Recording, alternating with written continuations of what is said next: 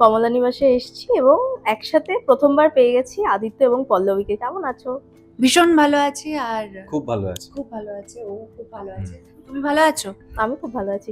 আচ্ছা, সবে সবে ঝিনুকের বিয়ে হয়েছে এবং যেটা দেখা যাচ্ছে পল্লবী আর আদিত্যর যে খুনসুটি ভরা প্রেম আস্তে আস্তে শুরু হচ্ছে, হ্যাঁ। সেইটা দর্শকদের খুব ভালো লাগছে। মানে তোমাদের কেমন লাগছে এই এপিসোডস গুলো আমি তো ভীষণ এনজয় করছি। মানে ফার্স্ট টাইম কোনো লাভ স্টোরি আমি এতটা হাসছি।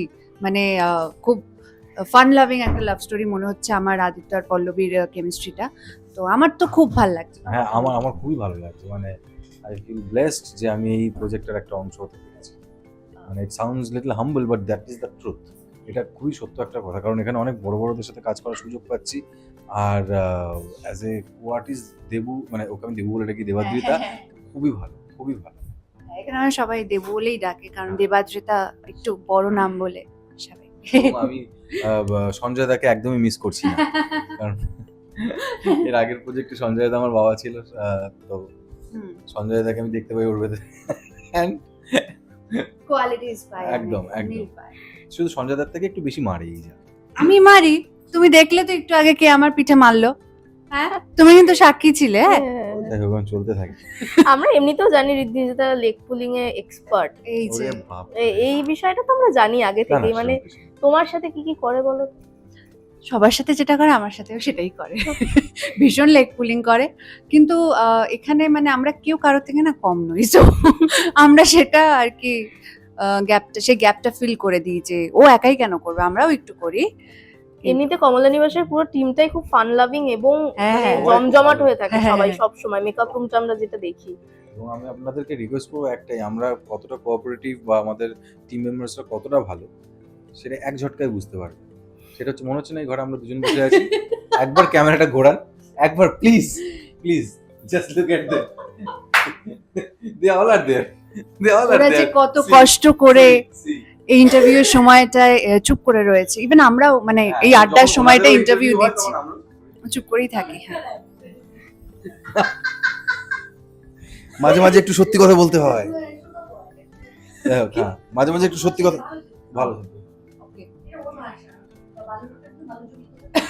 মালুচুরি। আচ্ছা, ওকে। আচ্ছা, যেখানে ছিলাম আমরা আদিত্য পল্লবীতে ছিলাম। হ্যাঁ, একদমই তাই। তো দেখে মনে হচ্ছে যে আড্ডার মাঝখানে অল্প অল্প কাজ করা হয় আর কি কমলা নিবাসে, এইটা বোঝা যাচ্ছে আর কি। ঠিক উল্টোটা, কাজের মাঝে মাঝে অল্প একটু আড্ডা। কারণ এখানে আমরা আমরা যাদের আন্ডারে আছি তার নাম হলো রাজেন্দ্র প্রসাদ দাস। সেই যদি একটু দেখে নেয়, মানে এতটাই আমাদের ডিরেক্টর স্ট্রিক্ট, তো একদম স্কুলের টিচারের মতো বকতে শুরু করে দেবে একটু এদিক থেকে ওদিক হলে। অ্যাট দ্য সেম টাইম খুব ভালোবাসে আমাদের প্রত্যেককে, কিন্তু আমরা এনজয়ও করি সেটা। তো আই থিঙ্ক কখনো মানে হ্যাঁ আমরা ভয় পাই অ্যাকচুয়ালি, উনি এতটাই গম্ভীর, আমরা ভয় পাই। ওনাকে কিছু করতে হয় না, উনি চুপচাপ ভীষণ থাকে। সিরিয়াস। আর আমার মনে হয় ওনার জন্য এত ভালো একটা কি বলবো বন্ডিং আমাদের মধ্যে তৈরি হয়েছে। একদমই তাই।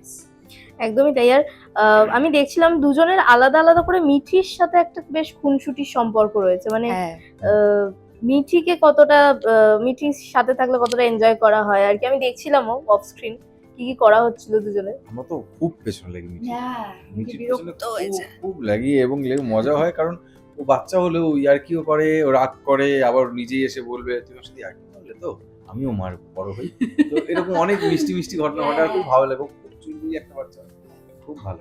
আর খুব মানে আইকিউ লেভেল প্লাস ইন্টেলিজেন্স ওর ভীষণ স্ট্রং ভীষণ, এখনই। মানে ওর থেকেও ভালো, অদ্ভুত ভাবে। ওর থেকেও ভালো। হ্যাঁ, আমার থেকে তো এনি টাইম। দুজনের সাথেই অনেকটা করে ও স্ক্রিন শেয়ার করেছে। হ্যাঁ। তো কি মনে হয় কে বেশি ভালো মিঠিকে চেনে? ও হ্যাঁ, আমি যেহেতু মানে অনেক দিন ধরে সিন করছি, প্লাস অনেক ইমোশনাল সিনস করছি। মাঝে মাঝে মিঠির মতন কথা বলে না। হ্যাঁ, কিরকম ভাবে? হ্যাঁ, খুব ভালোটা বলে দাও। খুব ভালো। খুব ভালো। ওখানে আমাদের পুরো গ্রুপে ছড়িয়ে গেছে। আমরা এখন কোনো কিছু খুব ভালো হলে বলি খুব ভালো। ভালোবাসাটাও ছড়িয়ে গেছে। ভালোবাসা একটা আলাদা করে কথা রয়েছে, আমরা জানি সেটা।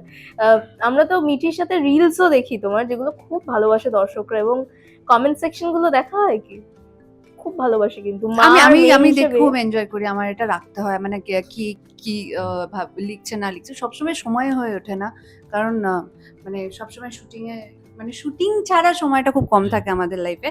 বাট হ্যাঁ, মনে হয় একটু অবসর সময় মনেই হতেই পারে যে কিরকম কি ফিডব্যাক দিচ্ছে দর্শক, তার জন্য দেখি। Yes. একদমই তাই। আর এই পল্লবী আর আদিত্যর জুটিটা নিয়েও ফিডব্যাক দেখা হয় কি, কারণ কি দর্শকরা খুব চাইছে যাতে প্রেমটা এবার হোক, মানে পল্লবী আর যাতে না রেগে থাকে আদিত্যর ওটা আমার ওপরে। দেখার থেকে বেশি আমরা মনে হয় রাস্তায় বেরোলে বুঝতে পারি, হ্যাঁ তাই না? কমেন্ট সেকশনের থেকে বেশি ওটা আমরা কি কি রিয়াকশন পাও রাস্তায়? ভীষণ। real life? কালকে আমি বেরিয়েছিলাম, কালকে আমাদের ছুটি ছিল, একটা বাচ্চা এসে বলছে আমি আগে পল্লবী দেখি তারপর অন্য কিছু দেখি।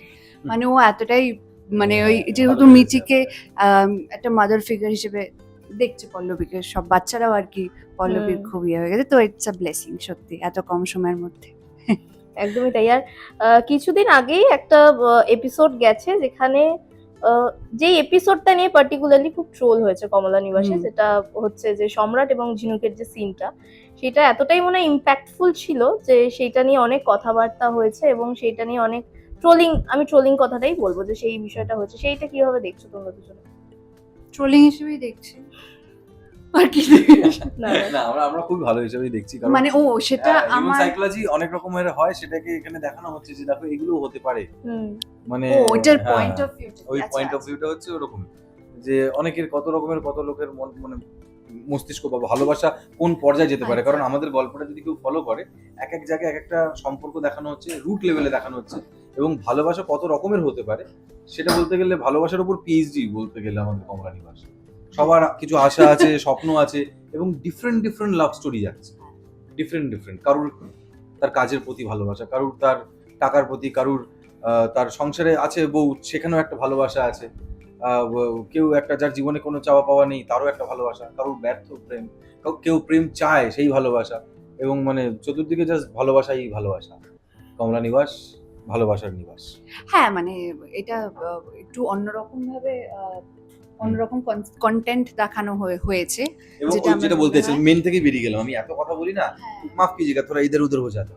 যাই হোক, তো তেমনি যেটা দেখানো হচ্ছে ওই কি যেন চরিত্রটার নাম ভুলে যাচ্ছি, সম্রাট। হ্যাঁ ওটাই আমি বলতে যাচ্ছি। সম্রাটের যে চরিত্রটা, ওই চরিত্রটা তো ওটাও একটা ভালোবাসা, যে ও এতটাই ভালোবাসে যে ভালোবাসার জন্য সবকিছু করতে পারে। ওর চরিত্রটা দিয়ে বোঝা যাচ্ছে যাহা অতিরিক্ত তাহা শত্রুর, হয় না, যা অতিরিক্ত তাহা বিষাক্ত। তো এই এত ভালোবাসে যে আরশোলা পর্যন্ত খেয়ে নি, ভাবা যায়? থ্যাংক গড ওটা আরশোলা ছিল। অন্য কিছু কি হতে পারে?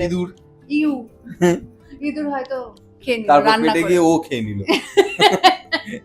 হ্যাঁ আমাদের রাজুদাও এখন কথা বলে দেবে হাসতে হাসতে। হ্যাঁ। কমলা নিবাসের সেটে কে সব থেকে বেশি আরশোলাতে ভয় পায় বা কোনো ইনসেক্টস? আমি? হ্যাঁ, তুই কি করে জানো? আমি দেখেছি তো, পিঁপড়ে দেখলেও চমকে ওঠো। না আমার একটা ভয় হচ্ছে টিকটিকি। টিকটিকি, হ্যাঁ। হ্যাঁ, আরশোলাতে ভয় নেই আমার খুব একটা, তাই বলে খেয়ে নেবো না, বাট কিন্তু টিকটিকি তা আমার মনে হয় দেখো এই সমস্ত মানে যেটা দেখানো হয়েছে যে আরশোলা খেয়ে নিল আর নয়, মানে এরকম একটা কন্টেন্ট খায় জানেন তো, একটা দেশ আছে ও আমাকে বলতেই দিচ্ছে না, আমি যে আবার ভুলে গেলাম পয়েন্ট। আচ্ছা বলো। না বলো। না আমি ভেরি সরি, এরকম এই ব্যাপার। আচ্ছা ঠিক আছে তাহলে বলি, আরশোলা কিন্তু একটা জায়গায় খায় জানেন তো।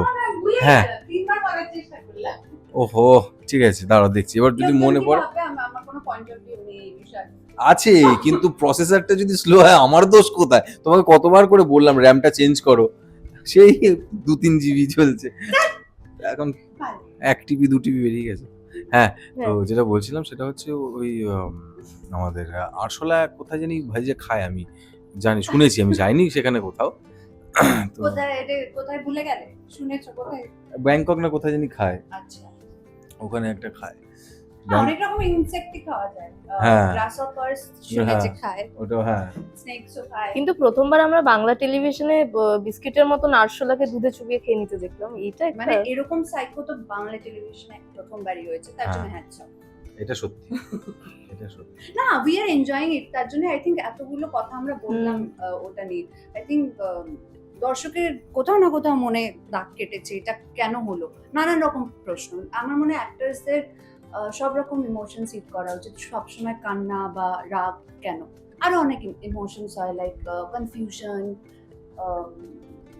আরো কি বলবো, লট অফ থিংস, মানে আমি এখন হয়তো বলতে পারছি না। বাৎসল্য আছে, হ্যাঁ তো আমরা ভক্তি আছে, শুধুমাত্র অনেক কিছু, ভক্তি অনেক ডিভাইন আছে, এভরিথিং অনেক কিছু আছে। অনেক কিছু আছে, তো এটাও একটা পার্ট, একটা ডার্ক সাইকো থ্রিলার তো কন্টেন্ট হয়, তো সেক্ষেত্রে ওয়াই নট।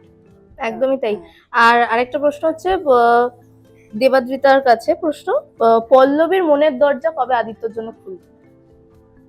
আপাতত তো কলকবজায় জং ধরে আছে। হ্যাঁ, হ্যাঁ, এবং এত কিছু হয়েছে ওর অনেক জীবনে, কিছু হয়েছে, অনেক কিছু।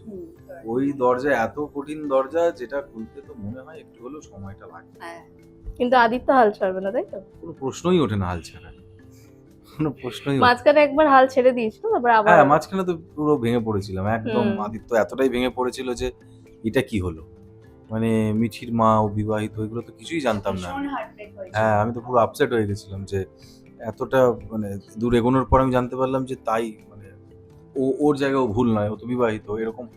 পরে যখন জানলাম ওহ এই ব্যাপার, আবার আশার আলো জাগলো।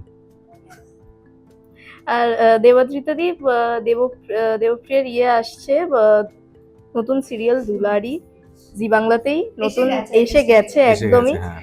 কি বাড়িতে এখন কি চলছে, মানে কি বলবে, নতুন ও লিড হিসেবে মনে হয় প্রথমবার, কিরকম হচ্ছে রিয়াকশনস দর্শকদের দেখছো, বা কি তুমি কি বলছো, কেমন ও লাগছে? বলবে, ওর বলার আগে আমি বলে দিচ্ছি, ওদের বাড়িতে রোজ এখন অষ্টমী, রোজ দামদামা এগুলো চলছে। কোনটা ছেড়ে কোনটা দেখবে? একদমই তাই। মানে আমরা এরকমই, মানে আমার খুব ভালো লাগে একটা জিনিস যে দুই বোন এবং আমার বাবাও অভিনয় জগতে রয়েছে, তো হ্যাঁ একে অপরকে সময়টা খুবই কম দিতে পারি, মানে আমি আমার হয়তো প্যাক আপ বাড়ি ঢুকছি, আরেকজন হয়তো কল টাইমে বেরোচ্ছে, এরকম হয়, but at the same time ভালো লাগে যে সবাই নিজেদের পছন্দের কাজটায় ব্যস্ত আছে, তো আর যখনই দেখা হচ্ছে নিজেদের মানে পয়েন্ট অফ ভিউ এবং পছন্দটা এক, তো সেই সব নিয়ে আলোচনা করতে পারছি, তো এটা খুবই ভালো।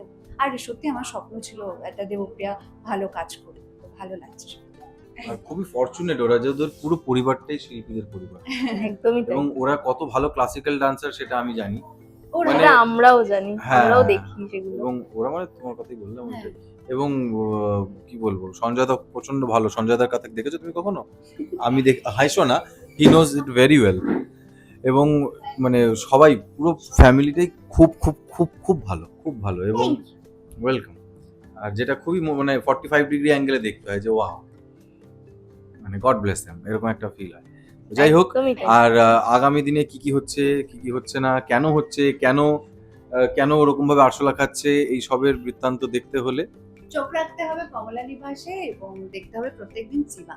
Thank you. Thank you.